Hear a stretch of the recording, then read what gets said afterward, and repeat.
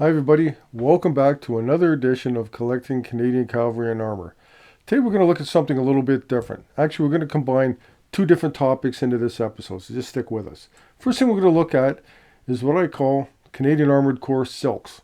I've got a few of them here in front of me that we can talk about. We have some, I believe they're table runners. What you would put, say you had a hallway table, you get these for your mom or your family. They're very beautiful. They're silk screened on silk. They usually have nice tassels. And you can find a variety of different ones. This one's a little on the thinner side, but you can see Canadian Armoured Corps with the badge. We also have this one, a little bit wider, on green with the gold. Beautiful, again, beautiful badge. It doesn't say Canadian Armoured Corps. It's a little bit different. Very nice. We have this beautiful one here, red on gold, which is nice because those are the colors of the Royal Canadian Armoured Corps. A little prophetic. You take a look, and again, wonderful silk screening. And then we have this other table runner, again with green, which it's a little bit different. It says Canadian Armoured Corps. So these things could be purchased at the two different schools in Dundurn and Borden, so that you could send those home for your mom's house or your wife to put on. Just a little bit of a reminder. Speaking about loved ones, they also had silk handkerchiefs available with the Canadian Armoured Corps badge silk screened on them. Should be nice for a lady to carry in her purse. And we have a scarf. Very nice. Royal Canadian Armoured Corps gold on this pink silk. Again, like I said, it would be worn by a lady as a scarf. Then we have this nice matching set. One I didn't get them at the same time. This I got from Jamie Klein at Marway Militaria. Good group of good person to buy stuff from. Very reliable. Anyway, you'll notice that they're both purple in gold, but they say Recce on them. Right there. They've got the Recce badge with the unofficial motto of the Armoured Corps, through the mud and the blood to the green fields beyond. Very nice matching set. These things would have been purchased in Dundurn, Saskatchewan during the war by all the guys who were doing the reconnaissance training. So, like I said, these silks are kind of a different thing that's usually overlooked by most collectors. I really like them just because they're different, but they still deal with the Armoured Corps. The other silk material that you could get are the pillows, and we'll make that a different episode. There's many different varieties, colors, fashions, all that kind of stuff when you get into the pillows. But again, it's just another facet of collecting Armoured Corps stuff that a lot of people overlook. So that's why we wanted to cover that here today on this. So yeah, if you see this kind of stuff out, it makes a nice backdrop sometimes for your collection, or you just make a collection of these things all on their own. Very nice. Hi everybody, welcome back to part 2 of this episode. We'll take a quick look at challenge coins. Challenge coins have been around since the First World War. Nobody really knows, I don't think, where they started from, but the concept behind them is for regimental pride. Okay, let's take a look at this. Take a look at this one here from the Windsor Regiment. Okay, it's got the badge on the front and the guidon on the back.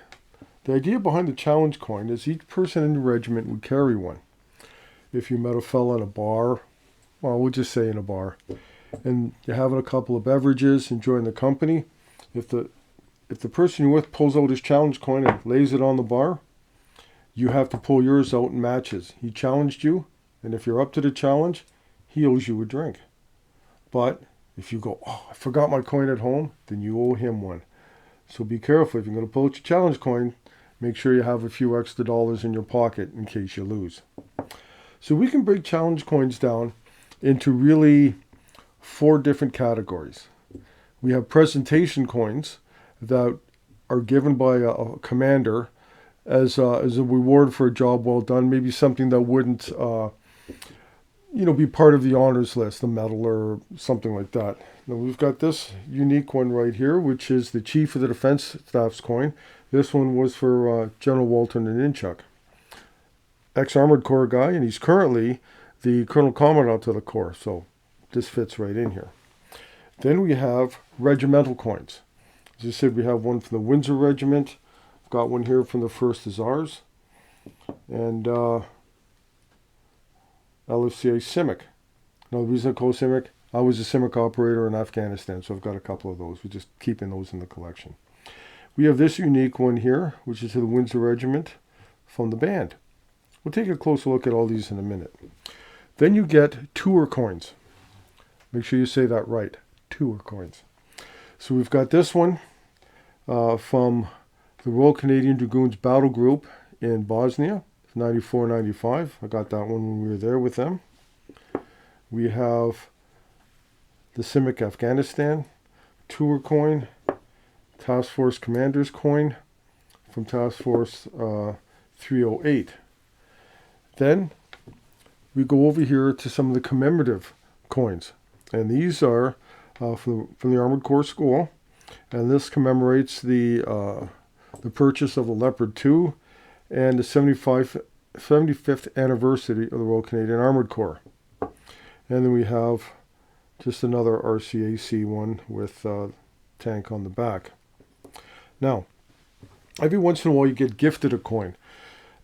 Fellows in the regiment were gifted this one. We had the U.S. Army Sergeant Major who was in charge of all of the automotive stuff. So anything dealing with the tanks, this was the NCO that they went to. He was a speaker at one of our mess dinners, and he gifted us each a coin. Kind of neat. Now, the nice thing about challenge coins is they don't take up a heck of a lot of room. You can buy ready-made display cases to put them in, and you can pick them up usually fairly cheap. They're $20-30, if that. That'd be at the high end. So you can make a really nice-looking collection out of strictly challenge coins. It's better if you earn them, but if not, you can pick them up on places like eBay and different things like this. Sometimes you'll find them in shops. So let's take a real quick look, or a closer look, at some of these different challenge coins.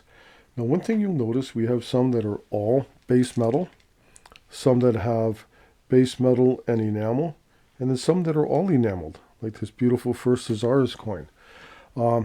Again, it's up to the regiments or the individuals that are making them, but they're a wonderful souvenir of the of either your tour, like this one here from the RCD Battle Group in Bosnia, or the CIMIC coin. This one I designed, so I'm a little partial to that, but however. And then we have the 75th anniversary of the Canadian Armored Corps. Another beautiful coin, badge on there, and the simulated tank tracks around there. This is to commemorate the purchase of the new Leopard 2 tanks. Very nice. And again, probably the premier one in the collection would be the Chief of the Defense Staff's coin from Walter Ninchuk, who was a current Colonel Commandant to the Corps and a past commanding officer of the Royal Canadian Dragoons. You don't get much more Armored Corps than that, fellas and girls. So here's a close look at some of the challenge coins. Like I said, there are lots of them out there, big variety. They're easy to display, and they're relatively inexpensive. You can probably pick those up if you contact the different regimental kit shops.